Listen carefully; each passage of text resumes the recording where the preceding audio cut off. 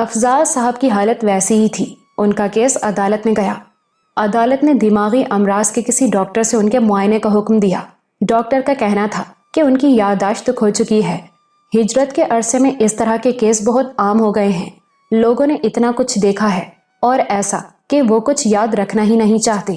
ان کا کہنا تھا کہ کسی بھی وقت کسی بھی واقعے کے نتیجے میں ان کی یادداشت واپس آ سکتی ہے، لیکن یہ بات یقینی نہیں۔ ممکن ہے کہ چند دن میں ایسا ہو جائے اور ممکن ہے پوری زندگی اسی حال میں گزر جائے۔ اس کے بعد عدالت نے کیس کا فیصلہ سنا دیا تھا۔ افضال صاحب نے جس ذہنی کیفیت میں قتل کیا تھا اس میں انہیں ذمہ دار نہیں ٹھہرایا جا سکتا تھا، اس لیے انہیں دماغی امراض کے اسپتال میں بھیج دیا گیا۔ عبدالحق ہفتے میں کم از کم ایک بار ان سے ملنے ضرور جاتا تھا۔ ایک بات اس نے سمجھ لی تھی، وہ انہیں ان کے نام سے کبھی نہیں پکارتا تھا۔ اسے معلوم تھا کہ اس بات پر وہ بری طرح بھڑکتے تھے، لیکن اس کا تجسس بہت بڑھ گیا تھا۔ وہ ان کے بارے میں جاننا چاہتا تھا۔ اب وہ انہیں چچا کہہ کر پکارتا تھا اور ان کے سامنے افضال صاحب کو برا بھلا کہتا تھا۔ اس بات سے وہ بہت خوش ہوتے تھے۔ ایک عجیب بات تھی، وہ تازہ باتیں بھی فوراً ہی بھول جاتے تھے۔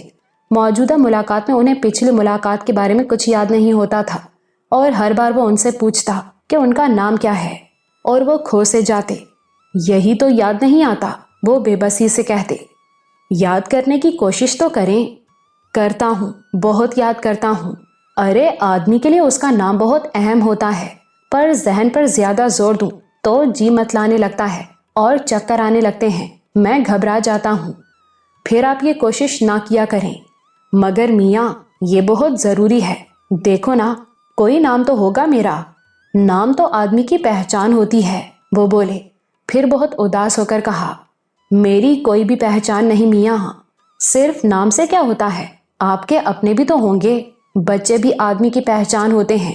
وہ کچھ دیر سوچتے رہے، جیسے ذہن پر زور دے رہے ہوں۔ پھر انہوں نے نفی میں سر ہلاتے ہوئے بہت یقین سے کہا، نہیں میاں، میرے بچے نہیں ہیں، میرا تو کوئی بھی نہیں، میری کوئی پہچان نہیں۔ عبدالحق کو ان پر بہت ترس آیا۔ میں ہوں نا آپ کی پہچان، آپ میرے چچا ہیں، میں بھتیجا ہوں آپ کا۔ وہ ایک دم خوش ہو گئے۔ ہاں تم میری پہچان ہو۔ اچھا یہ تو بتاؤ تمہارا نام کیا ہے؟ میرا نام عبدالحق ہے۔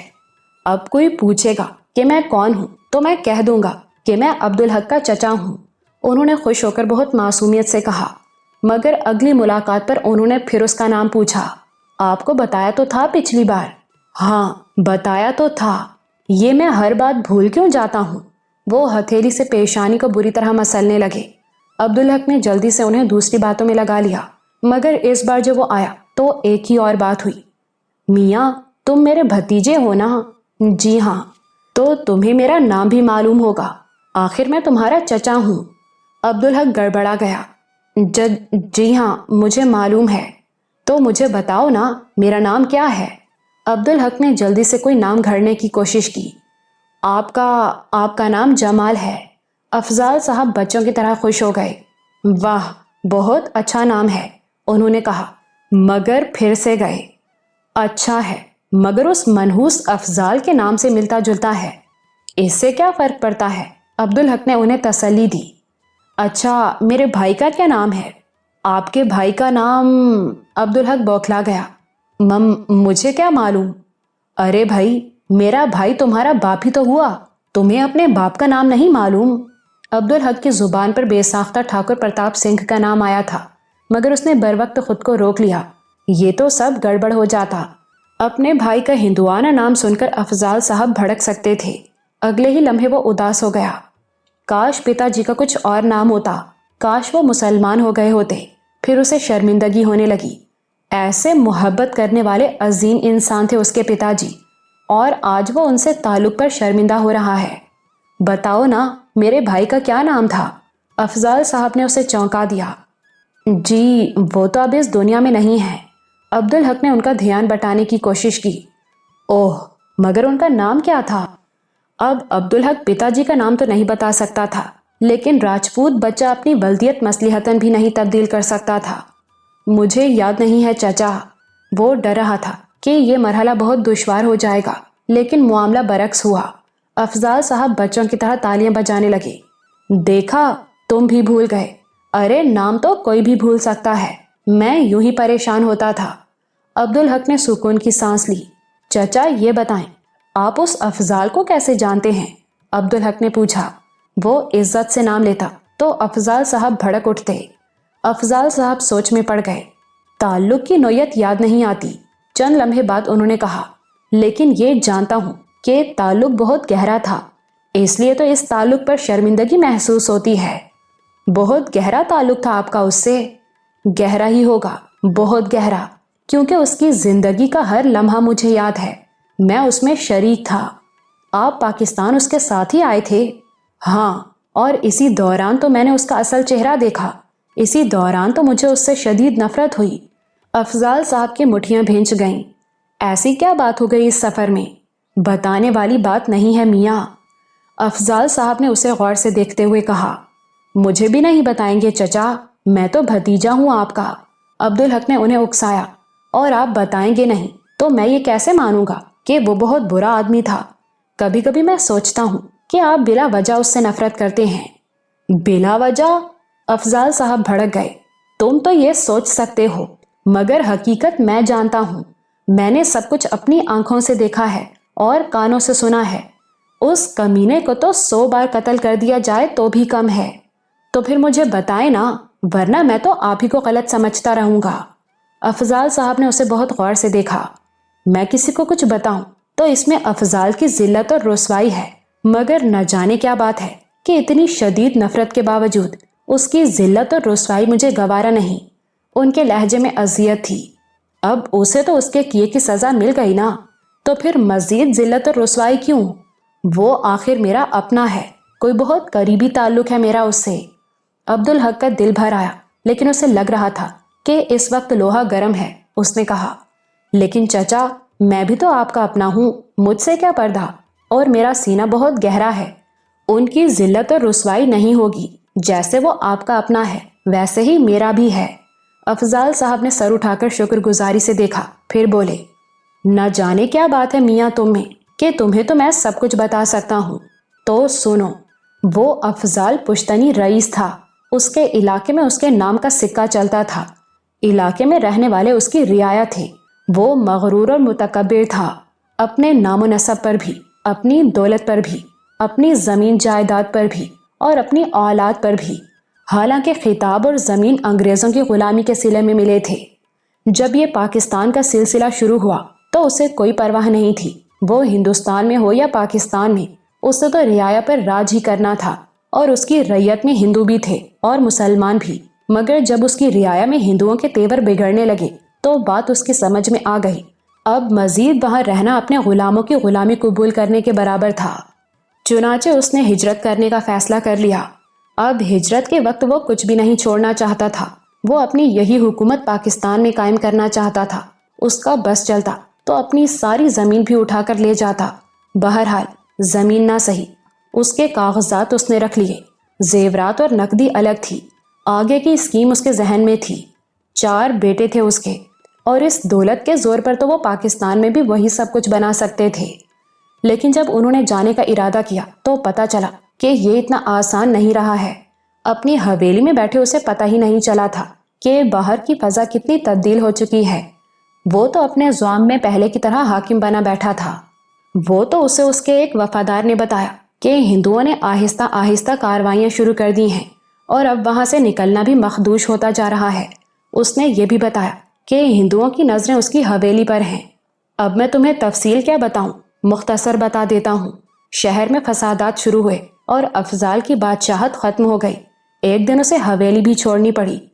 فوجیوں نے اسے اس کی فیملی کے ساتھ کالج میں قائم کیمپ میں پہنچا دیا۔ راستے میں اس نے جو کچھ دیکھا، اس نے پہلی بار اسے لرزا دیا۔ تمہیں معلوم ہے نا کہ فرعونوں پر لرزہ چڑھے تو وہ بودے ہو جاتے ہیں، اندر سے کھوکھلے لیکن جسم پر رونق کا لبادہ۔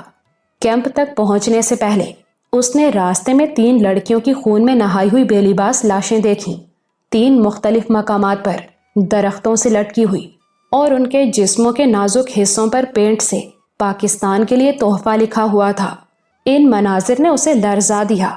لاشیں زبان حال سے کہہ رہی تھیں کہ ان پر کیا گزری ہے۔ اس نے گھبرا کر اپنی بیٹی کی طرف دیکھا جو سر جھکائے بیٹھی تھی۔ عبدالحق سحر زدہ سا سن رہا تھا۔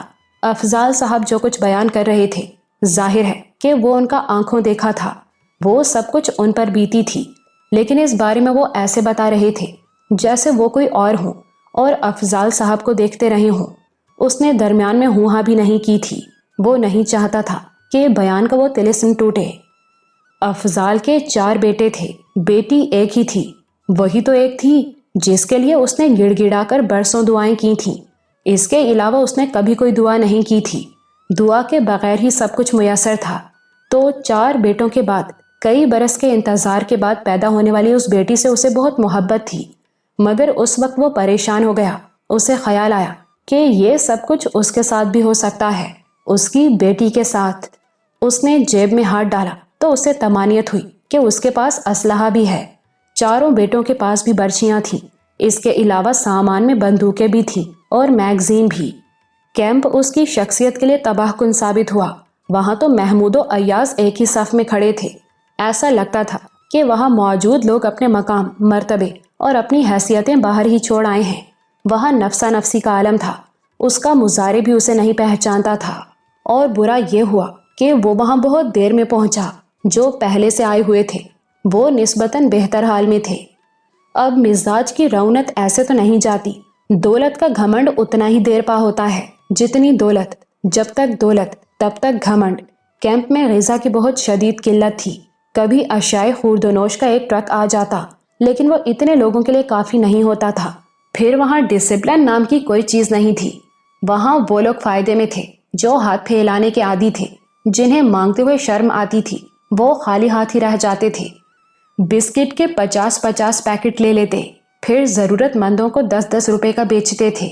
افضال کے لیے تو خیر یہ کوئی مسئلہ نہیں تھا، لیکن میں نے وہاں بھوک سے بلکتے بچوں کی ماؤں کو اپنے کانوں کے بندوں کے بدلے بسکٹ کے وہ پیکٹ خریدتے دیکھا تھا۔ وہ کیمپ افضال صاحب کے لیے ایک بھیانک خواب کی حیثیت رکھتا تھا۔ تکلیفیں تو وہاں ہر نوع کی تھیں، لیکن سب سے بڑی تکلیف یہ تھی کہ وہاں کوئی اسے پہچانتا نہیں تھا، اس کی کوئی اہمیت نہیں تھی۔ غیر محفوظ ہونے کا یہ عالم تھا کہ فوج کی حفاظت میں ہونے کے باوجود کیمپ پر تقریباً ہر روز حملہ ہوتا تھا۔ اس کے نتیجے میں کیمپ میں خوف و ہراس مستقل تھا۔ ایک دن افضال نے ایک فوجی سے پوچھا، کیا اب ہماری زندگی یہیں گزرے گی؟ فوجی نے غیر معمولی تحمل کا مظاہرہ کیا۔ بڑے صاحب، گاڑی آئے گی تبھی تو آپ سب کو اسٹیشن پہنچائیں گے، ابھی سے لے جا کر وہاں ڈال دیں آپ لوگوں کو تو فسادیوں کے ایک ہی حملے میں سب ختم ہو جائیں گے۔ تو گاڑی کب آئے گی؟ کچھ نہیں کہا جا سکتا بڑے صاحب۔ وہ بے بسی اور جھنجھلاہٹ میں مبتلا ہو گیا۔ اب تو اقتدار بس اسے پاکستان میں ہی مل سکتا تھا۔ اس کا بس چلتا تو اڑ کر پاکستان پہنچ جاتا، لیکن پاکستان جانا کوئی آسان کام نہیں تھا۔ خیر بالآخر ایک دن ٹرک آ گئے۔ اس وقت تک افضال کا دماغ درست ہو چکا تھا، وہ اپنی نوابی بھول گیا، ورنہ وہ لوگ پیچھے ہی رہ جاتے، کیونکہ ٹرکوں کی تعداد پناہ گزینوں کی ضرورت سے بہت کم تھی۔ ٹرکوں کی روانگی کے بعد آدھے سے زیادہ لوگ کیمپ میں رہ گئے تھے۔ راستے میں ٹرکوں کے اس قافلے پر بھی سکھوں نے حملہ کر دیا، دونوں طرف سے فائرنگ ہونے لگی، ٹرک روک دیے گئے۔ اس دوران لاڈلی بیٹی نے افضال سے کہا، ابا میاں آپ کے پاس تمنچا تو ہے نا؟ ہاں بیٹی، افضال نے جیب تھپ تھپاتے ہوئے کہا۔ کیوں پوچھ رہی ہو تم؟ میں آپ سے کچھ مانگنا چاہتی ہوں ابا میاں۔ مانگنے کی کیا ضرورت ہے، سب کچھ تمہارا ہی تو ہے۔ وعدہ کریں کہ آپ مجھے ان لڑکیوں کی طرح مرنے نہیں دیں گے جن کی لاشیں ہم نے کیمپ آتے ہوئے دیکھی تھیں۔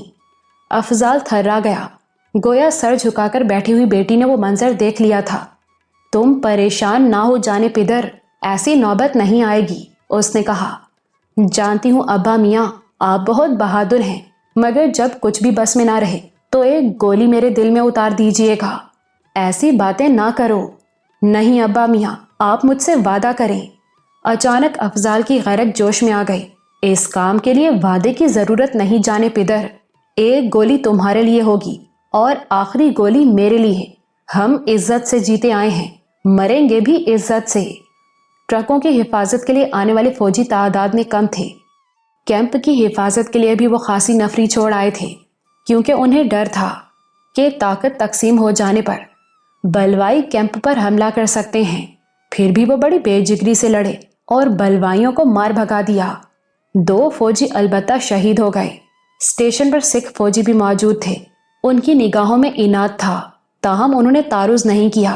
ہزاروں کا مجمع پلیٹ فارم پر ٹرین کا منتظر تھا۔ بالآخر ٹرین آئی اور بھگدڑ مچ گئی۔ ہر شخص یہ چاہتا تھا کہ نہ صرف وہ اور اس کے اہل خانہ سب سے پہلے ڈبے میں گھس جائیں بلکہ اپنا سامان بھی چڑھا دیں۔ افضال کو اس کا تجربہ ہو چکا تھا۔ پھر 4 جوان بیٹے اس کی طاقت تھے۔ وہ لوگ ایک ڈبے میں سوار ہو گئے۔ وہاں صورتحال یہ تھی کہ ڈبے میں 32 افراد کے بیٹھنے کی گنجائش تھی اور 100 سے زیادہ افراد سوار ہو چکے تھے۔ دونوں پیروں پر کھڑے ہونے کی جگہ ملنا بھی آسان نہیں تھا۔ تاہم افضال اپنی بیوی اور بیٹی کے ساتھ سیٹ پر بیٹھ گیا تھا۔ گاڑی روانہ ہوئی لیکن اس کی رفتار اتنی کم تھی کہ کوئی بھی بآسانی ایک ڈبے سے اتر کر آگے والے ڈبے میں سوار ہو سکتا تھا۔ کچھ لوگ کہہ رہے تھے کہ ڈرائیور سکھ ہے اور جان بوجھ کر گاڑی آہستہ چلا رہا ہے۔ کچھ لوگوں کا کہنا تھا کہ گاڑی پر اس کی بساط سے زیادہ وزن ہے، اس لیے انجن پوری رفتار سے چلنے سے قاصر ہے۔ چند گھنٹے گزرے تو خوشی اور عافیت کا وہ احساس ہوا جو ٹرین پر سوار ہونے کے بعد انہیں ملا تھا۔ اس وقت تو لوگوں کو یہی لگا تھا کہ بس اب خیریت ہی خیریت ہے، بس سمجھ لو اب پاکستان پہنچ گئے۔ لیکن چند گھنٹوں میں جو مسائل سامنے آئے انہوں نے مسافروں کے ہوش اڑا دیے۔ ڈبے میں چھوٹے بچے بھی تھے اور کسی کے پہلو بدلنے کی گنجائش تک نہیں تھی۔ ایسے میں پیشاب پاخانے کا کچھ بھی نہیں ہو سکتا تھا۔ اس پر ستم ٹرین کی رفتار، لگتا تھا کہ حشر کے روز ہی پاکستان پہنچے گی۔ بدبو سے دماغ پھٹنے لگا۔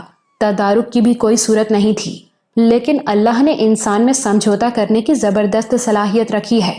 مزید چند گھنٹوں میں لوگ اس کے عادی ہو گئے، لیکن وہ سلسلہ رکنے والا نہیں، مسلسل بڑھنے والا تھا۔ مسائل کی وہاں کوئی حد نہیں تھی۔ نکلتے وقت تو صرف جان بچانے کی فکر تھی، مگر اب بھوک اور پیاس کا سامنا بھی تھا۔ بچے بھوک سے بلکنے لگے، مائیں چمکارتی اور جھنجھلائے ہوئے بے بس باپ بچوں کی پٹائی کر دیتے، پھر اس پر دل گرفتہ ہو کر ایک طرف بیٹھ جاتے۔ رات کے اندھیرے میں ٹرین رک گئی۔ سب سہم گئے کہ شاید حملہ ہونے والا ہے، لیکن ایسا کچھ نہیں ہوا۔ جھانکنے پر پتا چلا کہ گاڑی ایک ویرانے میں کھڑی ہے۔ گاڑی وہاں کئی گھنٹے رکی رہی۔ اس وقت سب کو یقین تھا کہ گاڑی رکی ہے تو حملہ بھی ہوگا۔ بیٹی نے افضال کو ان کا وعدہ یاد دلایا۔ افضال کے ہاتھ میں اس وقت تمنچا تھا۔ اس نے کہا، میں نے کہا نہ جانے پدر کہ اس کام کے لیے وعدہ لینے کی ضرورت نہیں، یہ تو میں فرض کے طور پر خود ادا کروں گا۔ سفر تھا کہ ختم ہونے کا نام نہیں لے رہا تھا۔ ٹرین درمیان میں کسی اسٹیشن پر رکتی تو مسافر سرکاری نلکوں سے پانی بھر لاتے۔ کھانے کی البتہ کوئی سبیل نہیں تھی، اس کا کچھ فائدہ بھی نہیں تھا۔ ڈبے کا ماحول اس قدر بدبودار تھا کہ کچھ کھا لینا اور عذاب ہو جاتا۔ بہت لوگوں کو الٹیاں ہو رہی تھیں، یوں ڈبے کی گندگی میں اضافہ ہو رہا تھا۔ چوتھے دن تک سب نڈھال ہو گئے، کسی میں جان باقی نہیں رہی تھی۔ کسی کو بھی یقین نہیں تھا کہ یہ سفر کبھی ختم ہوگا اور وہ پاکستان کی زمین پر قدم رکھ سکیں گے۔ چوتھی رات قیامت کی رات تھی۔ ٹرین حسب معمول رکی۔ 3 راتیں اسی معمول میں مگر خیر و عافیت سے گزری تھیں، اس لیے مسافر مطمئن تھے۔ ادھر ڈرائیور کا کہنا تھا کہ اگلے روز دوپہر تک وہ پاکستان پہنچ جائیں گے۔ ایسے میں اچانک گاڑی پر حملہ ہو گیا۔ حملہ آور بہت بڑی تعداد میں تھے اور ان کے پاس ہر طرح کا اسلحہ تھا۔ اس ڈبے میں افضال اور اس کے بیٹوں کے سوا کسی کے پاس کوئی ہتھیار نہیں تھا۔ افضال تو اپنی سیٹ پر یوں بیٹھا تھا جیسے اس کے جسم میں جان ہی نہ رہی ہو۔ اس کے چاروں بیٹے البتہ بے جگری سے لڑ رہے تھے۔ حملہ آوروں کو صرف اسی ڈبے میں مزاحمت کا سامنا کرنا پڑا تھا، بلکہ ان کا جانی نقصان بھی ہوا تھا۔ انہوں نے پوری طاقت وہیں لگا دی۔ گھپ اندھیرے میں فائروں کی روشنی کے سوا کوئی روشنی نہیں تھی۔ افضال کو احساس تھا کہ بیٹی ملتجیانہ نگاہوں سے اسے دیکھ رہی ہے، مگر اسے اپنا تمنچے والا ہاتھ بے جان محسوس ہو رہا تھا۔ پھر صبح کا اجالا پھیلنے لگا، تب افضال نے دیکھا کہ مزاحمت کرنے والا بس اس کا منجھلا بیٹا بچا ہے۔ اس کے علاوہ تینوں بیٹے شہید ہو چکے تھے۔ اس نے اٹھنے کی کوشش کی، لیکن جسم بے جان ہو رہا تھا، اس سے اٹھا نہیں گیا۔ اسی لمحے اپنے اس بیٹے کو بھی گرتے دیکھا اور ٹوٹتے لفظوں میں اس کے کلمہ پڑھنے کی آواز سنی۔ پھر اوپر چڑھتے ہوئے ڈبے میں داخل ہوتے ہوئے بلوائیوں کے ست سری اکال کے نعرے گونجے۔ بابا جان، بیٹی نے سہمی ہوئی آواز میں بامشکل پکارا۔ اسی لمحے ڈبے پر سکھوں کی یلغار ہو گئی۔ اوئے بھون ڈالو سب کو، کوئی چلایا۔ ایک گولی چلی اور اس ڈبے میں افضال کے بیٹوں کے بعد سب سے پہلے شہید ہونے والی اس کی بیوی تھی۔ وہ کٹے ہوئے درخت کی طرح اس پر گری اور وہ نیچے دب گیا۔ چند ہی ثانیوں میں اس کا لباس ہی نہیں، اس کا چہرہ بھی بیوی کے خون سے نہا گیا۔ तमंचा अब उसके बेजान हाथ में लटक रहा था। चंद फायर और हुए, चंद चीखें और उभरी। फिर एक सिख चिल्लाया, ओए बेवकूफों, फायर मत करो, ओए जनानियन उते चुकनाए। और फायरिंग रुक गई। अब हमलावर किरपाने और बलम इस्तेमाल कर रहे थे। मुजाहमत करने वाला कोई था ही नहीं। कत्ले आम हो रहा था। अफजाल के लिए उस वक्त बीवी का मोटापा ढाल बन गया। वो बीवी के नीचे दबा, खून में नहाया हुआ जिंदा हरगिज नहीं लग रहा था। उसकी आंखें फटी फटी थीं और उनमें दहशत जैसे मुंजमद हो गई थी। मर्दों को खत्म करने के बाद सिख औरतों की तरफ मुतवज्जे हुए और बर्बरियत का वो खेल शुरू हुआ जिस पर इंसानियत हमेशा शर्मिंदा रहेगी। बीवी के नीचे दबे हुए अफजाल ने 2 सिखों को अपनी बेटी की तरफ झपटते हुए देखा। बेटी ने दर्द भरी फरियाद में उसे पुकारा, बाबा जान, हमें बचा लीजिए, अपने हाथों से खत्म कर दीजिए, आपने वादा किया था। अफजाल के जिस्म का एक ही हिस्सा बीवी की लाश के बोझ से आजाद था और वो था उसका तमंचे वाला हाथ। और उसे याद था कि उसने बेटी से क्या कहा था, एक गोली तुम्हारे लिए जाने पिदर और आखिरी गोली अपने लिए। मगर वो अच्छे वक्त की बात थी, अब सूरत हाल कुछ और थी। उसका दिमाग भी जिस्म की तरह शल हो रहा था। जिस्म के शल होने का सबब तो ये था कि वो बीवी की लाश तले दबा हुआ था, मगर दिमाग खौफ और मोहब्बत की वजह से शल हो रहा था। खौफ था मोहब्बत का और मोहब्बत जिंदगी की। बदकिस्मती ये थी कि यादाश्त ने साथ नहीं छोड़ा था। बेटी ने जो वादा उससे लिया था वो भी उसे याद था और उसने खुद से जो अहद किया था वो भी नहीं भूला था।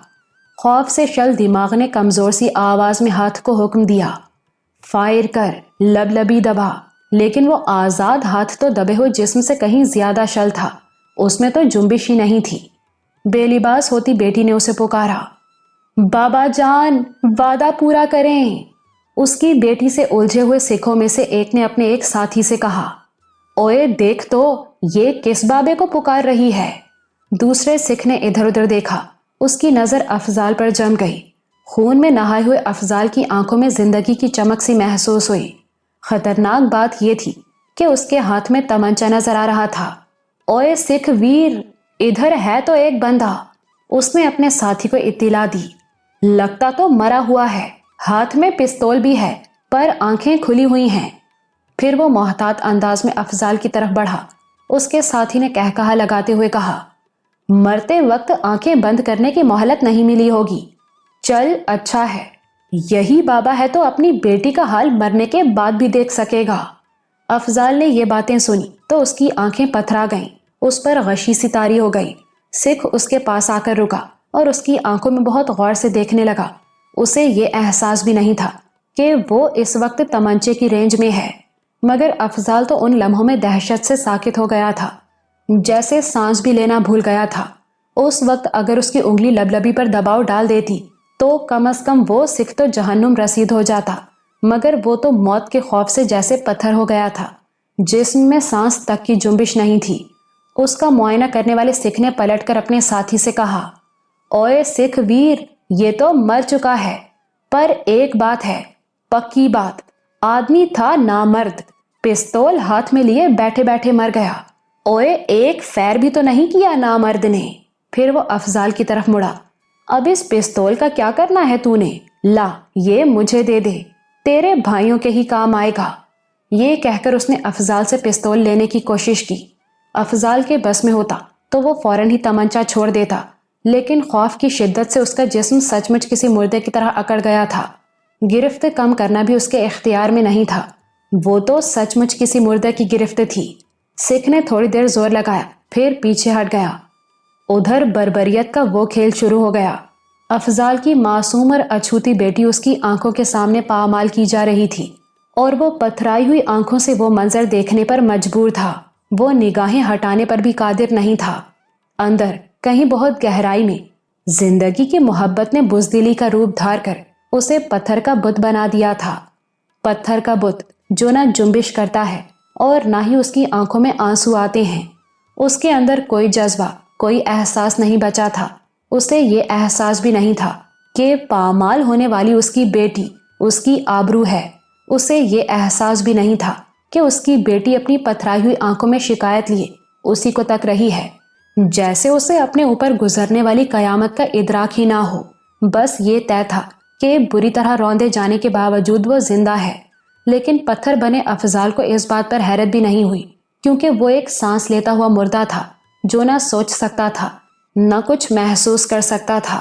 उसके नजदीक वो चंद मिनट कयामत के दिन की तरह थे, जिसकी तवालत से अल्लाह के पसंदीदा बंदे भी पनाह मांगते हैं। उसके लिए वो योम हिसाब था। उसकी रूह में बड़े बड़े घाव पड़ रहे थे।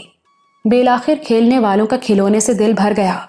चलो अब इसे छोड़ो और बाहर निकलो, उनमें से एक ने कहा। लेकिन दूसरा अब भी बेलिबास बिखरी हुई अफशां को ललचाई हुई नजरों से देख रहा था। उसने होंठों पर जुबान फेरते हुए कहा, ये कोई छोड़ने वाली चीज है, इसे तो साथ लेकर चलेंगे यारा। उसके एक साथी ने हंसते हुए उसे छेड़ा। घर में डालेगा क्या? इस पर वो बुरा मान गया। ओ नहीं यारा, कुछ दिन ऐश करेंगे सब यार, फिर बेच देंगे साली को। अफशा ने गिड़गिड़ाते हुए कहा, खुदा के लिए मुझे मार दो। उसको पसंद करने वाले सिख ने कहकहा लगाते हुए कहा, हम खुदा के लिए नहीं मारते, वाहे गुरु के लिए मारते हैं। खुदा के लिए मारने को अपने बाबा से कहना था, पर वो तो आप ही मर गया खुदा के लिए। फिर उसने बेलिबास अफशां को खिलौने की तरह उठाया और कंधे पर डालकर डब्बे से निकल गया। अफजाल उसी तरह पत्थर बना पड़ा रहा। उसे नहीं पता कि कब ट्रेन पाकिस्तान पहुंची। लाहौर के स्टेशन पर रजाकारों ने उसकी बीवी की लाश हटाई, तब भी वो उसी तरह पड़ा रहा। कैंप में 2 दिन बाद उसे होश आया, और होश आया तो उसे पता चला कि कोई इंसान पत्थर नहीं बन सकता। उसे तो सब कुछ याद था, और वो मंजर तो उसके हाफिजे पर पूरी जुजियात समेत नक्श था। ये कहानी है उस बेगैरत अफजाल की। ये कहकर अफजाल साहब फूट फूट कर रोने लगे। अफजाल साहब की कहानी ने अब्दुल हक को उदास कर दिया था। आदमी गलतियां करता है, फिर अपने बातिन में कैसे कैसे अजाब झेलता है। अब वो अफजाल साहब के कर्ब को समझ सकता था। सारी ग्रहें खुल गई थीं। अफजाल साहब का दुनिया में कोई भी तो नहीं बचा था, फिर भी वो हर रोज किसी जुस्तजू में मारे मारे फिरते थे। वो कहते थे उनके लोग खो गए हैं। वो कहते थे शहीद कभी नहीं मरते, कौन जाने कहाँ किस रूप में मिल जाएं, इसीलिए वो उन्हें ढूंढते हैं।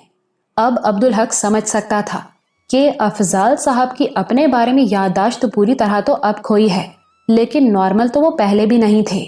जो कुछ उन पर गुजरी थी उसके बाद वो नॉर्मल तो रह ही नहीं सकते थे। शऊरी तौर पर उन वाकयात को उन्होंने भुला दिया था, मगर वो उन्हें याद रखते तो यकीनन खुदकुशी कर लेते या पागल हो जाते। और उन्होंने ऐसा किया तो सिर्फ इसलिए कि वो अपने किए की तलाफी करना चाहते थे। लेकिन जिन वाकयात को अपनी दानिस्त में उन्होंने भुला दिया था वो दरहकीकत उनके लाशऊर में महफूज थे।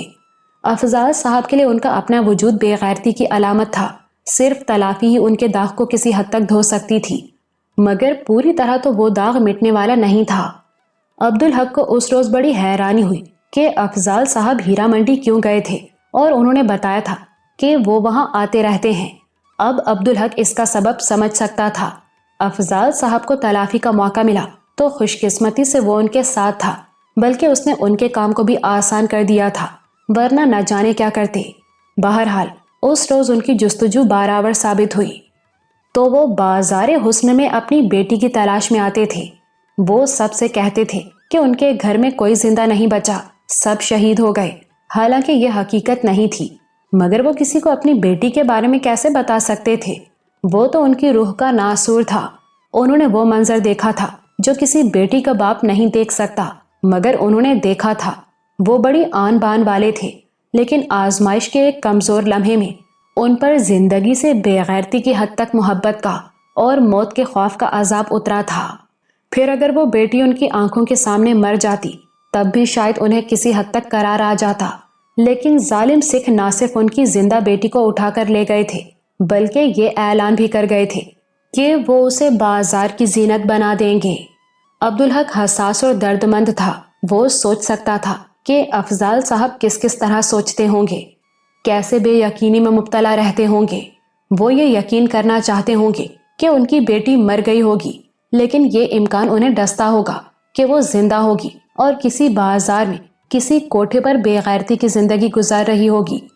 सिर्फ उनकी बुज़दिली और बेगैरती की वजह से उनका जी चाहता होगा بلکہ ان کی زندگی کا یہی واحد مقصد ہوگا اور یہی واحد آرزو کہ کسی طرح وہ انہیں مل جائے اور وہ اسے ذلت کی اس دلدل سے نکال لائیں۔ انہیں یہ خیال بھی ستاتا ہوگا کہ کبھی امکان یہی ہے کہ وہ ہندوستان میں ہی کہیں ہوگی۔ کیا پتا انہوں نے سوچا ہو کہ افشاں تو اب انہیں نہیں مل سکتی، وہ کسی لڑکی کو اس طرح کی زندگی سے نجات دلا سکیں تو شاید ضمیر کا بوجھ کچھ کم ہو۔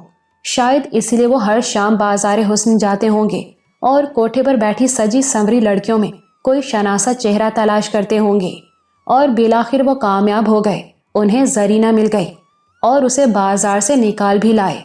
اس تلافی سے افضال صاحب کا بوجھ ہلکا ہوتا، لیکن زرینہ کو بازار تک پہنچانے میں جمیل کا کردار آڑے آ گیا۔ تلافی کی خوشی دھری رہ گئی۔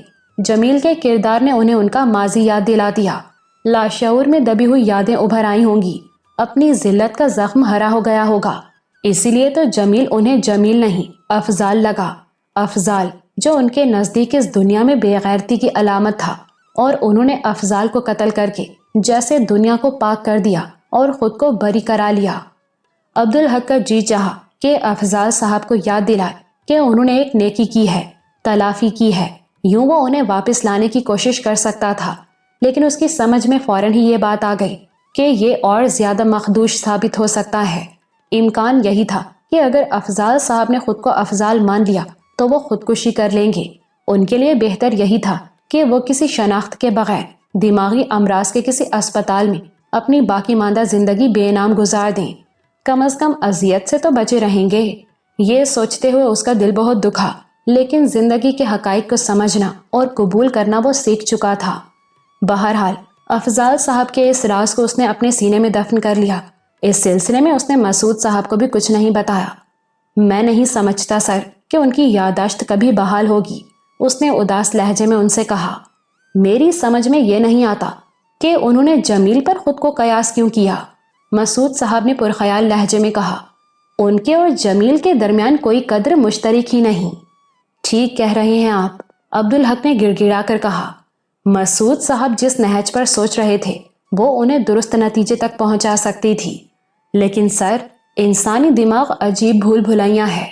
پھر بھی اگر وہ جمیل کو افضال سمجھے اور افضال سمجھ کر ہی انہوں نے اسے قتل کیا تو ان کے اور جمیل کے درمیان کوئی مماثلت ہوگی ہی نہیں۔ سر آپ خود سوچیں، کہاں افضال صاحب، کہاں جمیل؟ نہ تو ان کی ذہنی سطح ایک ہے اور نہ ہی سٹیٹس، دونوں کا پس منظر بھی ایک دوسرے سے مختلف ہے۔ عبدالحق نے جلدی سے تردید کی۔ میں کسی باطنی مماثلت کے امکان پر غور کر رہا ہوں۔ انہیں موضوع سے ہٹانے کے لیے عبدالحق کو ان کے پسندیدہ موضوع پر بات چھیڑنا پڑی۔ اور سر آپ کے سول سروس کے سٹرکچر کا کیا حال ہے؟ کچھ بہتری نظر آئی؟ اس نے کہا۔ فی الحال تو نہیں، لیکن بہتری تو انشاءاللہ آئے گی۔ مسعود صاحب ایک دم پرجوش ہو گئے۔ ارے ہاں، میرا بھی تبادلہ ہونے والا ہے۔ کہاں؟ اکنامک پلاننگ ڈویژن میں۔ اور آپ خوش ہیں اس میں؟ ہاں میاں، میرا اصل شعبہ تو وہی ہے اور اس وقت تو بڑی اہمیت ہے اس کی۔ یہاں تو میں اپنی مرضی سے بیٹھا تھا، مقصد خدمت خلق بھی تھا اور آنے والوں کی تعداد، ان کے دکھوں اور ان کے مسائل کو سمجھنا بھی۔ مگر اب پاکستان کے لیے بہت کچھ کرنا ہے۔ یہ طے ہے کہ پاکستان کی بقا کے لیے اس کا معاشی استحکام بہت ضروری ہے۔ معیشت کے لیے طویل پلاننگ کرنی ہوگی۔ وہ کہتے کہتے رکے۔ ارے ہاں، تم سے بھی تو میں نے اس سلسلے میں بات کی تھی اور تم نے وعدہ بھی کر لیا تھا۔ جی ہاں، لیکن کچھ نہیں، انہوں نے کہا اور ہنسنے لگے۔ وہ تو تم نے میرے ایک احسان کے صلے میں وعدہ کیا تھا، پورا تو کرنا پڑے گا۔ عبدالحق جانتا تھا کہ وہ زرینہ کا حوالہ دے رہے ہیں اور وہ بھی سنجیدگی سے نہیں۔ وعدہ کر کے میں کبھی پیچھے نہیں ہٹتا سر، لیکن میرا ایک بار گاؤں واپس جانا ضروری ہے، اور گاؤں میں اس وقت تک نہیں جا سکتا جب تک یہاں آنے کا مقصد پورا نہ ہو جائے۔ مجھے یاد ہے تمہیں کسی کی تلاش ہے، مگر میاں صرف ایک نام کے حوالے سے کسی کو تلاش کرنا آسان نہیں، مسعود صاحب نے کہا۔ ویسے لاہور میں سیٹل ہو گئے تو شاید یہ کام آسان ہو جائے گا۔ آپ کا میرے سلسلے میں ارادہ کیا ہے؟ میں جانتا ہوں کہ کم از کم فی الحال پیسہ تمہارا مسئلہ نہیں۔ یہاں میں نے ایک کوٹھی تمہارے لیے پسند کر لی ہے، وہ خریدو اور گھر والوں کو یہاں لے آؤ، تعلیم مکمل کرو، مقابلے کا امتحان پاس کرو اور اس ملک کی خدمت کرو۔ कोठी भी पसंद कर चुके हैं आप? अब्दुल हक ने हैरत से कहा। हाँ मियाँ, वो क्लेम डिपार्टमेंट में मेरा एक दोस्त है अच्छे ओहदे पर, उससे बात की थी। वो कोठी मुश्ताक ने हिंदुस्तान से आए हुए एक मुहाजिर को अलॉट की थी जो वहाँ साहिबे हैसियत होते थे। अब वो साहब चाहते हैं कि इस कोठी को बेचकर कोई छोटा सा मकान ले और बाकी रकम से कोई कारोबार शुरू करें ताकि आमदनी का सिलसिला शुरू हो। कोठी बहुत शानदार थी, देखोगे तो खुश हो जाओगे। मगर अब्दुल हक कोठी से आगे कुछ देख रहा था। आपके दोस्त तो मेरे काम भी आ सकते हैं। कैसे, क्या मतलब? देखे ना, मैं रिजवान साहब की तलाश में हूँ। रिजवान साहब भी आगरा में साहिबे हैसियत थे और वो पाकिस्तान बनने से पहले यहाँ आ गए थे। उन्होंने भी तो वहाँ अपनी अमलाक के बदले यहाँ कुछ लिया होगा और क्लेम डिपार्टमेंट से ही लिया होगा, तो वहाँ रिकॉर्ड में उनका नाम यकीनन होगा, उनका मौजूदा पता भी। ये कहते कहते उसका लहजा हैजानी हो गया। उसे एहसास हो रहा था कि जो बात उसने एक मौहूम से इम्कान के ख्याल से शुरू की थी वो दर हकीकत एक फैसला कुन पेशरफ्त साबित हो सकती है। इधर मसूद साहब भी संभल कर बैठ गए। बैठ क्या गए, गिरते गिरते बचे। कमाल है, मुझे यह ख्याल क्यों नहीं आया, उन्होंने मुतासिफाना लहजे में कहा। हालांकि ये तो सामने की बात थी। बाज औकात सामने की बात भी समझ में नहीं आती, अब्दुल हक ने कहा। बस अब आप मुझे मुश्ताक साहब से मिलवा दीजिए। जरीना हैरान थी। नूरबानो उसके लिए यकसर बदल गई थी। अब ना वो उससे तफ्तीश करती थी और ना ही उसका अंदाज तंजिया होता था। अब्दुल हक से 2 रोज शनासाई का जो ताना उसके लिए वबाले जान बन गया था, अब वो भी नूरबानो की जुबान पर नहीं आता था। पहले 2 दिन तो वो ये सोचकर और मोहतात हो गई कि कहीं ये भी किसी नई हिकमत अमली का हिस्सा ना हो, लेकिन फिर उसे नूरबानो के खुलूस का अंदाजा हो गया। वो तो सचमुच उसके साथ बड़ी मोहब्बत से पेश आने लगी थी, अलबत्ता अंदाज उसका मुरब्बियाना था। मगर जरीना को उस पर कोई एतराज नहीं था, बल्कि इससे तो उसे मजीद तहफ़्फ़ुज़ का एहसास होता था। फिर जरीना की समझ में ये बात आ गई कि नूरबानो के खदशात दूर हो गए हैं और अब वो अब्दुल हक के मामले में उसे अपना हरीफ नहीं समझती।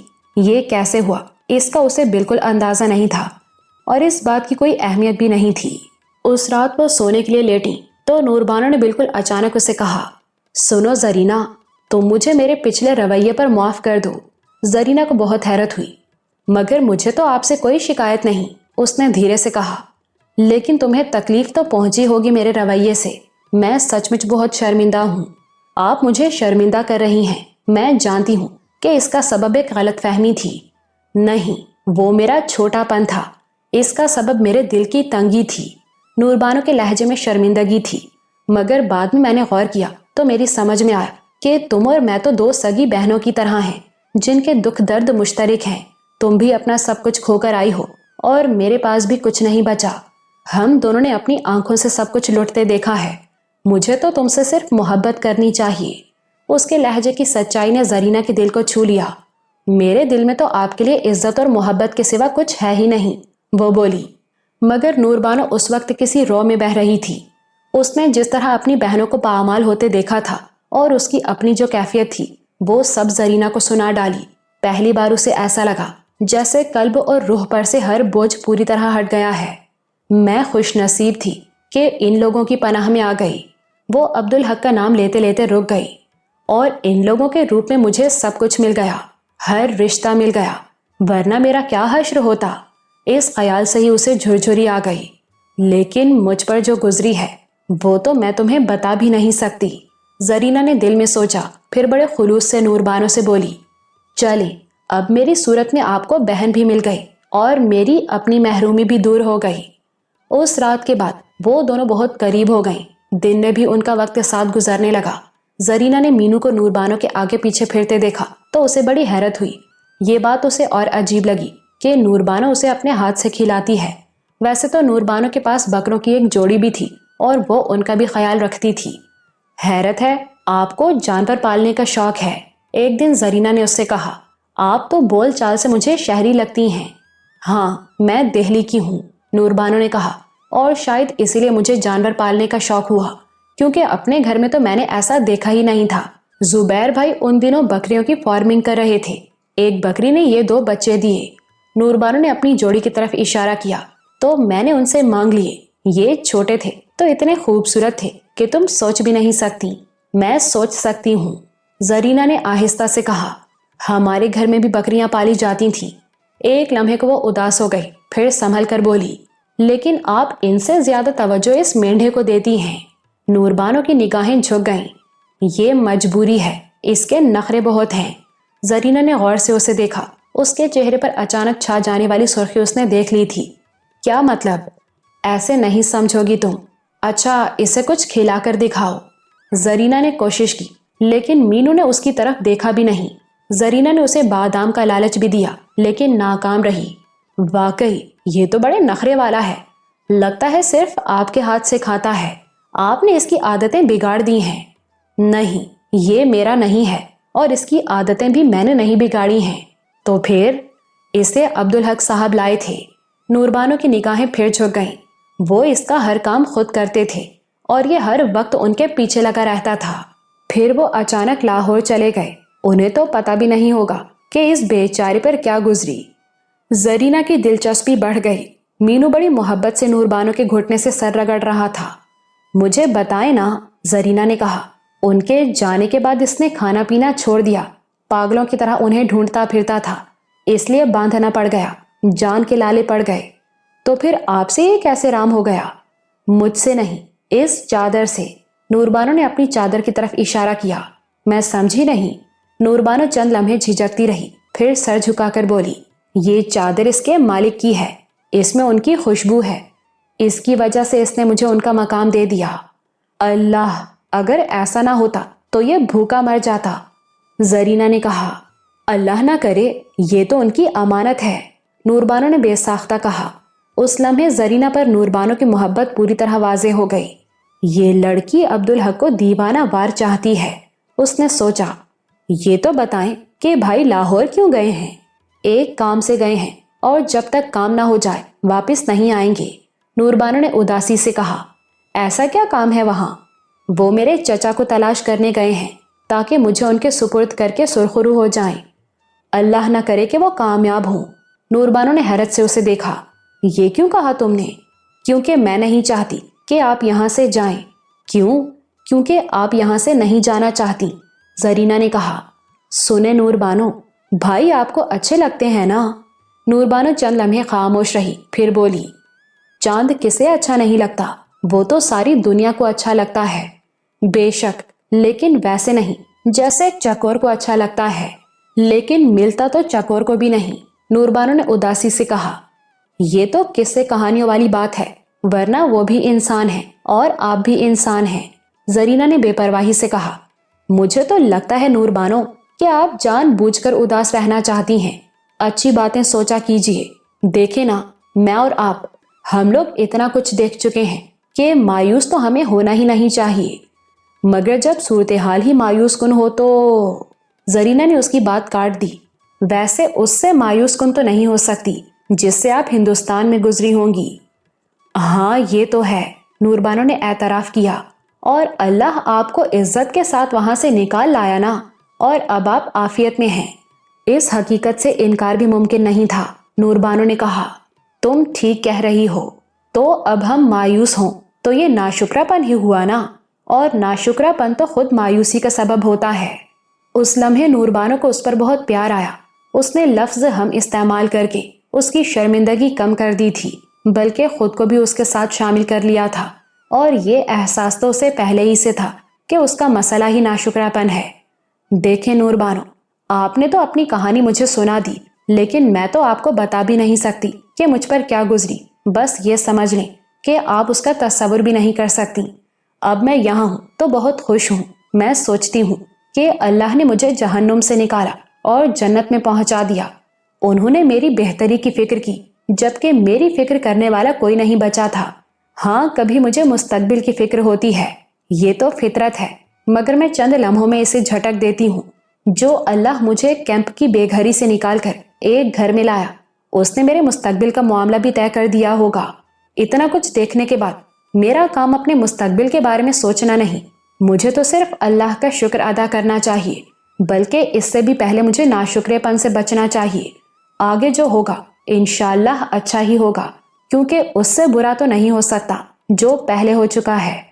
نور بانو چند لمحے اس کے چہرے کو بہت غور سے دیکھتی رہی، اس کی نگاہوں میں زرینہ کے لیے محبت تھی۔ پھر اس نے زرینہ کا ہاتھ تھام لیا۔ تم بہت اچھی ہو زرینہ، مجھے افسوس ہے کہ میں نے تمہیں غلط سمجھا تھا، میں شرمندہ ہوں۔ اس میں آپ کی غلطی نہیں تھی، صورتحال ہی ایسی تھی، زرینہ نے بے حد خلوص سے کہا۔ ڈاکٹر محمود واسطی حق نگر میں آباد وہ واحد آدمی تھے جو وہاں مہاجر کی حیثیت سے نہیں آئے تھے، وہ حیثیت میں بھی کم نہیں تھے۔ ہجرت سے پہلے الہ آباد میں ان کی بڑی کامیاب پریکٹس تھی اور ان کا شمار وہاں کے خوشحال لوگوں میں ہوتا تھا۔ ہجرت کر کے وہ لاہور پہنچے تو ان کے پاس کثیر نقد رقم بھی تھی اور زیورات بھی۔ بیوی کے علاوہ ان کے بس 2 بیٹے تھے اور دونوں جوان تھے۔ اس کے باوجود وہ لاہور میں مہاجر کیمپ میں رہے۔ وہ اپنے بچوں کو یہ دکھانا چاہتے تھے کہ ہجرت کے دوران اور ہجرت کے بعد لوگوں پر کیا کیا گزری ہے۔ کیمپ کے انچارج مسعود صاحب ان کے گرویدہ ہو گئے۔ مسعود صاحب کے توسط سے وہ عرفان صاحب سے ملے۔ پاکستان میں اپنی پریکٹس کا آغاز انہوں نے مہاجر کیمپ سے کیا تھا۔ ان کے نظریات کچھ عجیب تھے۔ ان کا سوچنا یہ تھا کہ پیسے مقصد نہیں، دونوں بیٹے اپنے پیروں پر کھڑے ہو جائیں گے۔ چنانچہ اب انہیں پیسہ کمانے سے زیادہ اپنے مقدس پیشے کے ذریعے خدمت کرنے کی فکر تھی، اور وہ سوچتے تھے کہ کسی بڑے شہر کی بجائے دیہی علاقے میں پریکٹس کریں۔ محکمہ زراعت کے افسر عرفان احمد کے دفتر میں پٹواری حسن دین سے اتفاقاً ان کی ملاقات ہوئی۔ حسن دین سے انہوں نے عبدالحق کا تذکرہ سنا۔ انہوں نے حسن دین سے کہا کہ وہ اس گاؤں کو دیکھنا اور عبدالحق سے ملنا چاہتے ہیں۔ یوں وہ حق نگر آئے اور عبدالحق سے ملے۔ ان دنوں ریت ہٹانے کا کام اپنے آخری مرحلے میں تھا۔ عبدالحق سے مل کر انہیں حیرانی ہوئی۔ جو کچھ انہوں نے اس کے بارے میں سنا تھا، اس کی روشنی میں انہوں نے اس کی عمر کا جو اندازہ لگایا تھا وہ اس سے بہت چھوٹا تھا۔ وہ تقریباً ان کے چھوٹے بیٹے کی عمر کا تھا۔ وہ اس سے بہت زیادہ متاثر ہوئے۔ سچ تو یہ ہے کہ انہیں لگا کہ وہ اس نوجوان کے روپ میں مستقبل کے ایک بہت بڑے آدمی کو دیکھ رہے ہیں۔ انہوں نے عبدالحق سے بات کی کہ وہ یہاں آباد ہونا چاہتے ہیں۔ عبدالحق تو نہال ہو گیا۔ گاؤں والوں کی ایک بہت بڑی ضرورت پوری ہو رہی تھی۔ گاؤں والوں کو ایک اچھا اور مستند ڈاکٹر میسر آ رہا تھا۔ اس نے ان سے کہا کہ وہ جہاں جتنی زمین چاہیں انہیں مل جائے گی۔ دیکھیے عبدالحق صاحب، ہم زمیندار تو ہیں نہیں، زرعی زمین کی تو ہمیں ضرورت نہیں، اور ایک بات یہ کہ میں زمین کی قیمت ادا کروں گا، ایسے نہیں لوں گا۔ اس کا مطلب ہے کہ آپ صاحب حیثیت ہیں، عبدالحق نے قدر حیرت سے کہا۔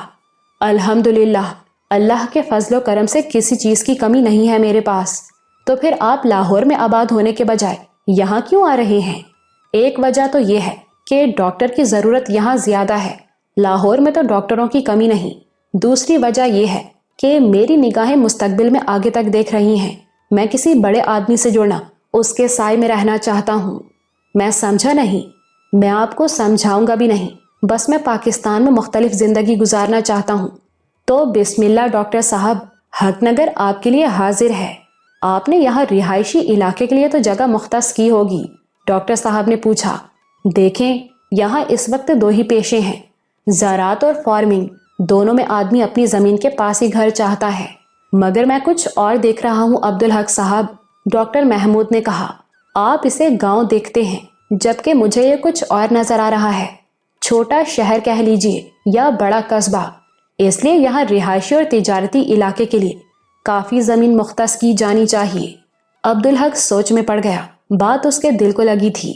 اب سوچیں، آبادی بڑھنے کے بعد کیا یہاں کے لوگ اپنی ضرورت کی خریداری کے لیے قریبی شہر جایا کریں گے؟ سب کچھ یہی ہونا چاہیے۔ آپ ٹھیک کہہ رہے ہیں ڈاکٹر صاحب، رہنمائی کا شکریہ۔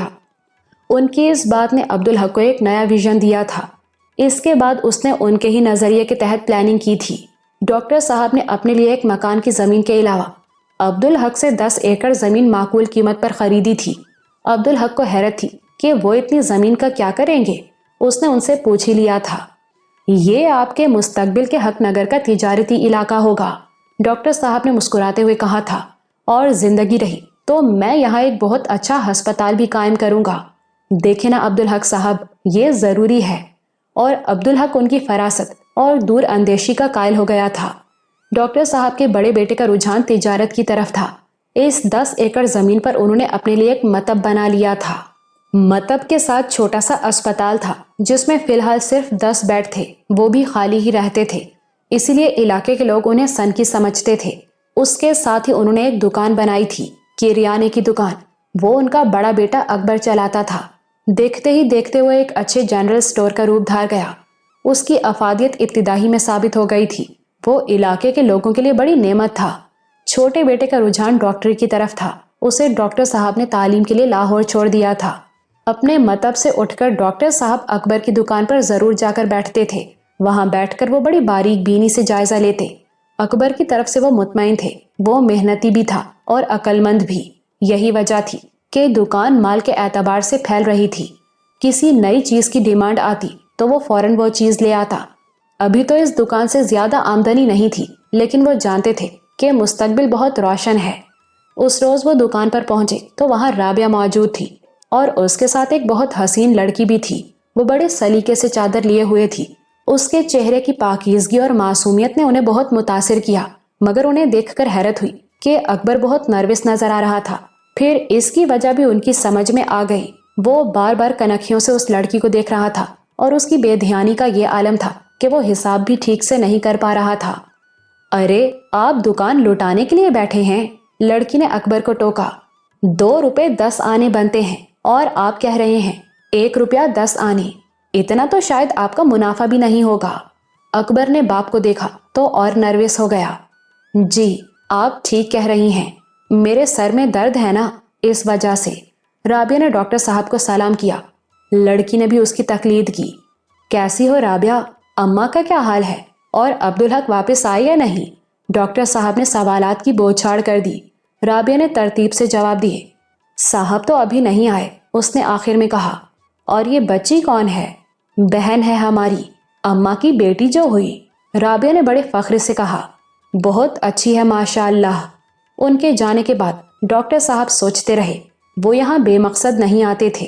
अकबर शादी के काबिल था, जवान था और दुकान पर लड़कियां भी आती थीं। वो बेटे से बेखबर नहीं रहना चाहते थे, लेकिन इससे पहले उन्होंने अकबर को किसी लड़की को इस तरह देखते नहीं देखा था। और सच्ची बात ये थी कि लड़की उन्हें भी बहुत अच्छी लगी थी। ये वो जानते थे कि वो अम्मा की बेटी नहीं हो सकती, लेकिन ये हवाला काफी था कि अम्मा उसे बेटी समझती हैं। उस रोज वो दुकान से उठे तो फैसला कर चुके थे। घर पहुंचते ही उन्होंने बीवी से कहा, सफिया, आज मैंने एक बहुत प्यारी लड़की देखी। अब तो बाज आ जाएं डॉक्टर साहब, उनकी बेगम ने शोखी से कहा। आंखें बंद करके नब्ज देखा कीजिए। अरे नहीं भाई, मरीजा थोड़ा ही थी वो। लो, तो अब रास्ता चलते भी देखने लगे। मतलब ही क्या कम था आपका? तुम तो हर बात मजाक में उड़ा देती हो। मैं बहुत संजीदा हूँ। मुझे वो लड़की अकबर के लिए अच्छी लगी है। क्या नाम है उसका? वो तो मैंने पूछा ही नहीं, डॉक्टर साहब ने बेहद मासूमियत से कहा। लो, तो अब उसे कहाँ ढूंढते फिरेंगे? अरे वो राबिया के साथ थी। ओह, जरीना होगी। सच कहती हूँ, वो तो मेरे दिल में भी उतर गई थी। मुझे भी अकबर का ख्याल आया था उसे देखकर। बस तो जाकर अम्मा से बात करो रिश्ते की। जी तो मेरा भी चाहा था, मगर मुझे लगता है कि शायद वो साहब के लिए। जुबैर की देखा देखी अब पूरा गांव अब्दुल हक को साहब कहने लगा था। अरे नहीं बेगम, ये नहीं हो सकता। डॉक्टर साहब ने उनकी बात काट दी। क्यों? अब्दुल हक की शादी तो बस नूरबानों से होगी, देख लेना। डॉक्टर साहब ने बड़े एतमाद से कहा। तुम कल ही जाकर अम्मा से बात कर लो। ठीक है, चली जाऊंगी। अब आप खाना तो खा लें। हाँ, ले आओ। और हाँ, अकबर से तो पूछ लें। भाई बेटा है हमारा, उसकी शादी तो हमारी पसंद से ही होगी। आप फिक्र ना करें उसकी, आप जाने। सफिया ने उठते हुए कहा। वैसे वो भी बहुत खुश थी। मुश्ताक साहब उम्र में मसूद साहब से बड़े थे। उन्होंने मसूद साहब का दिया हुआ तारुफी खत पढ़ा, उसे तह करके एक तरफ रखा और अब्दुल हक की तरफ मुतवज्जे हुए। ये बताओ बेटे कि मैं तुम्हारे किस काम आ सकता हूँ? उनके लहजे में शफकत थी। मुझे किसी की तलाश है, शायद इस सिलसिले में आप मेरी मदद कर सकें। मैं हर मुमकिन कोशिश करूँगा, तो मुझे उनके बारे में बताओ। जी, उनका नाम रिजवान है, रिजवान अहमद। मुश्ताक साहब हक्का बक्का रह गए।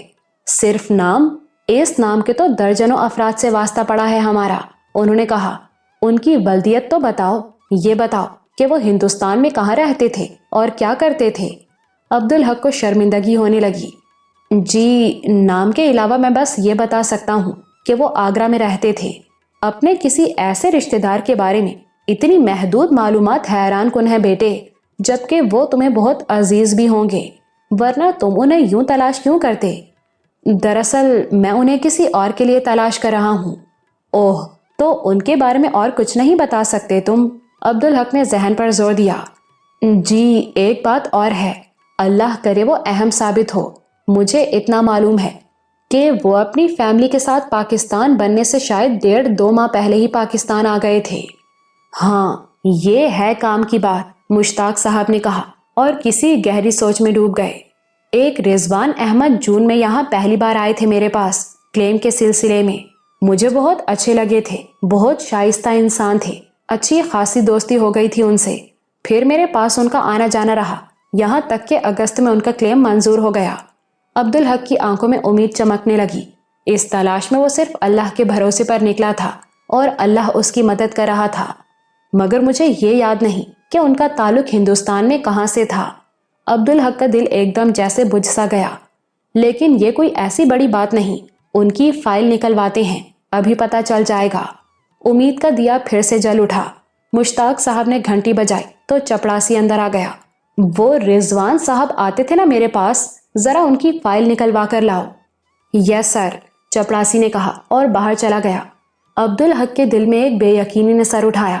اگر یہ وہ رضوان صاحب نہیں ہوئے تو؟ اس نے مشتاق صاحب سے پوچھا۔ تب تو ایک ہی صورت رہ جاتی ہے، مشتاق صاحب نے کہا۔ ہم پورا ریکارڈ چیک کریں گے، ہر رضوان کو دیکھیں گے۔ اگر تمہارے مطلوبہ رضوان صاحب نے کلیم کیا ہوگا تو ان کا پتہ چل جائے گا، اور اگر انہوں نے یہاں کلیم کیا ہی نہیں تو پھر بات ختم۔ اور بیٹے، اگر خدا نخواستہ ایسا ہوا تو تمہارے ان کو تلاش کرنے میں کامیابی کا امکان نہ ہونے کے برابر رہ جائے گا۔ عبدالحق کے لیے ایک ایک لمحہ بھاری تھا، وہ امید و بیم کے درمیان معلق تھا۔ بالآخر چپڑاسی فائل لے آیا۔ مشتاق صاحب نے فائل کھولی اور نظر ڈالتے ہی مسکرائے۔ انہیں مسکراتے دیکھ کر عبدالحق کی جان میں جان آئی۔ لگتا ہے بیٹے تمہارا کام ہو گیا، ان کا تعلق آگرہ ہی سے ہے۔ عبدالحق پر پھر بے یقینی کا حملہ ہوا۔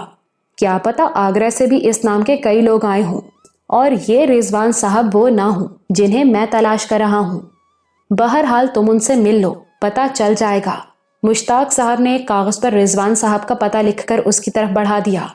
بہت شکریہ جناب۔ عبدالحق اٹھ کھڑا ہوا۔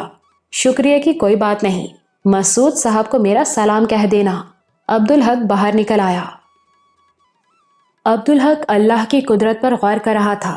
رضوان صاحب کو تلاش کرنے کے لیے وہ لاہور آیا تھا، مگر اتنے عرصے قیام کے باوجود اسے اپنے مقصد میں موہوم سی بھی کامیابی نہیں ہوئی تھی، اور یہ کھلی بات سامنے آ گئی تھی کہ صرف نام سے کسی کو تلاش کرنا ناممکن ہی ہے۔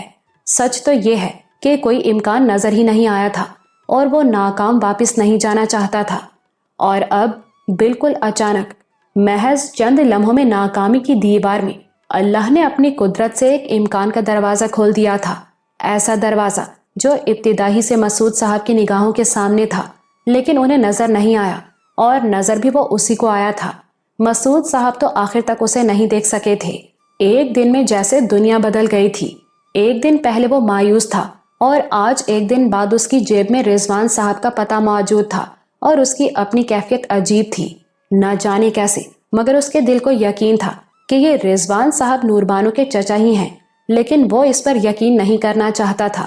مشتاق صاحب کے دفتر سے نکلتے ہی اس نے سوچا تھا کہ ابھی اس پتے پر جا کر چیک کرے گا، لیکن اس کے بجائے وہ ادھر ادھر گھومتا رہا۔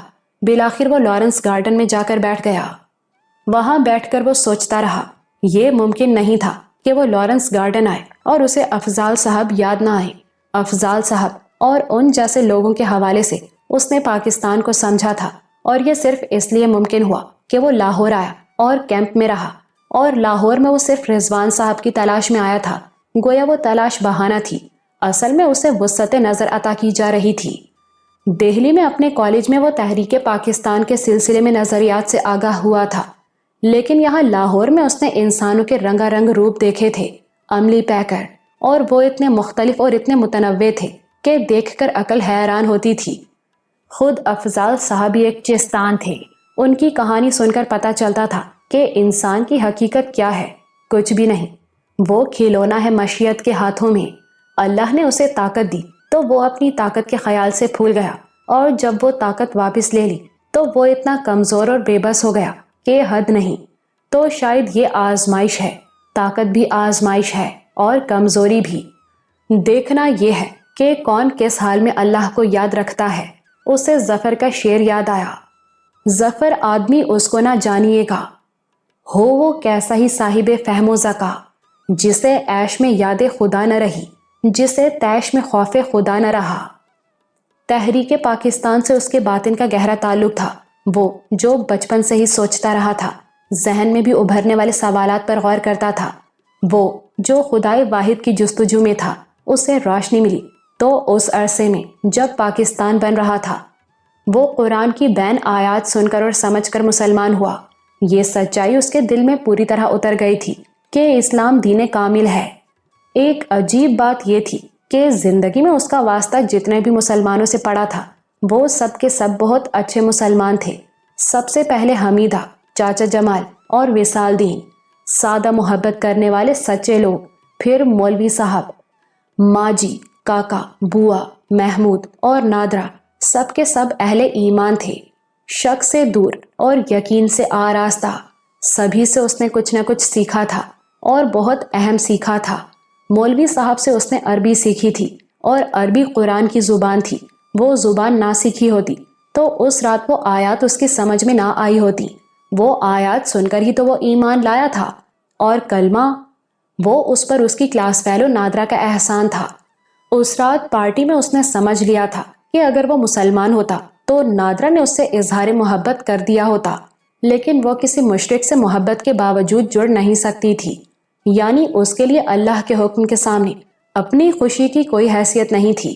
اور محمود، جس نے اس پر وحدانیت کا تصور بالکل واضح کر دیا تھا، اسے بتا دیا تھا کہ عقیدہ تثلیث بدترین شرک ہے، اور ماجی اور آقا میاں اور چھمن بوا، جن میں اس نے اعلیٰ انسانی اوصاف دیکھے تھے، تو جس وقت اس نے اسلام قبول کیا، وہ جانتا تھا کہ اسلام دین کامل ہے اور مسلمان کامل انسان۔ اسے پاکستان بننے کی بہت زیادہ خوشی تھی۔ اس کے نزدیک وہ خدا کی سرزمین تھی، کامل انسانوں کی سرزمین۔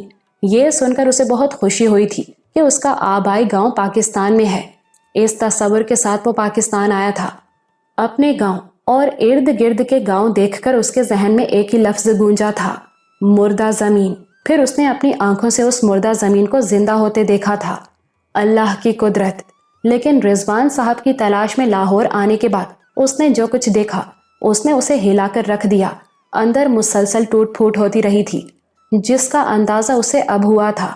یہاں اس نے جمیل کو دیکھا، جو پناہ گزینوں کے حصے کا کھانا بیچ کر اپنی جیب گرم کرتا تھا، جو معصوم لڑکیوں کو بازار میں جسم فروشی کے لیے بیچ دیتا تھا۔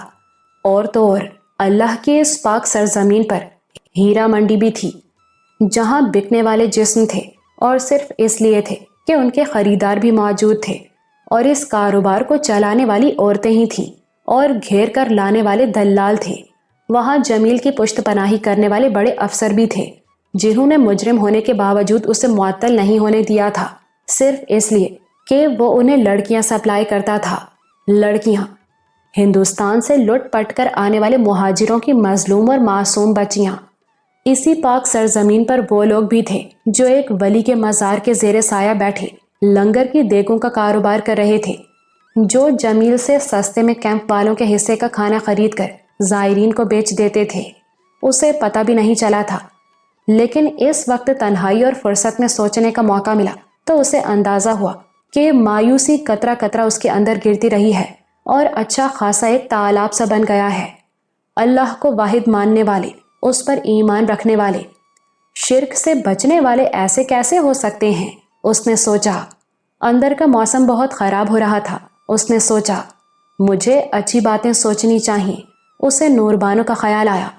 نور بانو جو اس کے لیے محض آواز تھی، وہ آواز سنتے ہی اسے اس آواز والی سے محبت ہو گئی تھی۔ وہ نہیں جانتا تھا کہ وہ کون ہے، لیکن اب وہ اس کی اہمیت سمجھ سکتا تھا۔ اللہ نے اسے اس کے لیے نشان راہ بنایا تھا۔ وہ آواز سن کر اس نے عربی سیکھی۔ عربی نہ سیکھتا تو قرآن سن کر وہ اس کا مطلب کیسے سمجھتا، اور مطلب نہ سمجھتا تو اسلام کیسے قبول کرتا؟ تو اس کے لیے تو نور بانو بہت مبارک تھی، اور وہ ملی بھی کیسے؟ اس کی دونوں بہنیں ظالموں کی درندگی کی بھیٹ چڑھ گئیں، لیکن اللہ نے اسے بچا لیا۔ یہ تو اس نے لڑکپن میں ہی سمجھ لیا تھا۔ اللہ مسبب الاسباب ہے۔ اس نے دیکھا تھا کہ کسی چھوٹے سے کام کے لیے بھی اسباب کا سلسلہ بہت دور سے، بہت پیچھے سے جاری ہوتا ہے۔ کوئی سمجھ بھی نہیں پاتا کہ یہ کس لیے ہو رہا ہے، اور شاید اس کے معاملے میں تو یہ سلسلہ اور دور سے چل رہا تھا، بلکہ اس کے لیے اس کا سرا پکڑنا ممکن ہی نہیں تھا۔ اس نے نور بانو کا تصور کرنے کی کوشش کی۔ اس کی نگاہوں میں تو کوئی سراپا نہیں ابھرا، کوئی پرچھائی بھی نہیں ابھری۔ ہاں، سماعت میں مترنم آواز اور آنکھیں کھول دینے والے اللہ کے الفاظ ضرور گونجے، فرجع البصر هل تری من فطور۔ اس کے جسم میں ہلکی سی کپ کپی دوڑ گئی۔ نور بانو کئی بار اس کے سامنے آئی تھی، لیکن اس نے کبھی اسے نظر بھر کر نہیں دیکھا تھا۔ دیکھنے کی ضرورت ہی نہیں تھی، وہ تو اس کی غیر مشروط اور حتمی محبت تھی، جیسے محبت کے لیے وجود کی ضرورت ہی نہ ہو، آواز ہی کافی ہو۔ اور یہ سچ تھا، بہت بڑا سچ۔ اس کی محبت میں نہ کوئی شک تھا، نہ شرط۔ وہ حتمی اور غیر متزلزل محبت تھی، اور اس کی بنیاد صرف آواز تھی، اور آواز بھی قرآن پڑھنے والی آواز۔ اگر کوئی اس سے پوچھتا کہ خوبصورتی کا معیار کیا ہے، تو وہ کہتا، جس کے پاس ایسی آواز ہو وہ خوبصورتی کی دنیاوی حد ہے۔ کبھی وہ سوچتا کہ نور بانو سے اس کی شادی ہو جائے تو بس وہ اس سے قرات ہی سنتا رہے گا۔ کسی پھیری والے کی آواز نے اسے چونکا دیا۔ اسے احساس ہی نہیں رہا تھا کہ وہ کہاں بیٹھا ہے۔ چند لمحے تو اس کی سمجھ میں یہ بھی نہیں آیا کہ وہ یہاں کیوں بیٹھا ہے۔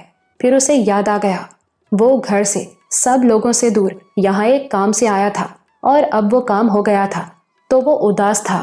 نور بانو کے چچا کا پتہ اس کی جیب میں تھا۔ فطری طور پر تو اسے پتہ ملتے ہی اس طرف لپکنا چاہیے تھا، لیکن اس نے فیصلہ کیا کہ وہ شام کو وہاں جائے گا۔ کیوں؟ اس کیوں کا جواب نوکے زبان پر موجود تھا۔ لوگ اپنے کاموں کے سلسلے میں گھر سے نکلتے ہیں اور شام کو گھر لوٹتے ہیں، لیکن بجھا بجھا دل گواہی دے رہا تھا کہ بات کچھ اور ہے۔ آدمی جھوٹ بولتا ہے، مگر اس کا دل کبھی جھوٹ نہیں بولتا، وہ ہمیشہ سچ بولتا ہے۔ عبدالحق نے دل کی آواز کی طرف سے کان بند کر لیے تھے، مگر اس وقت دل کی آواز صاف سنائی دے رہی تھی۔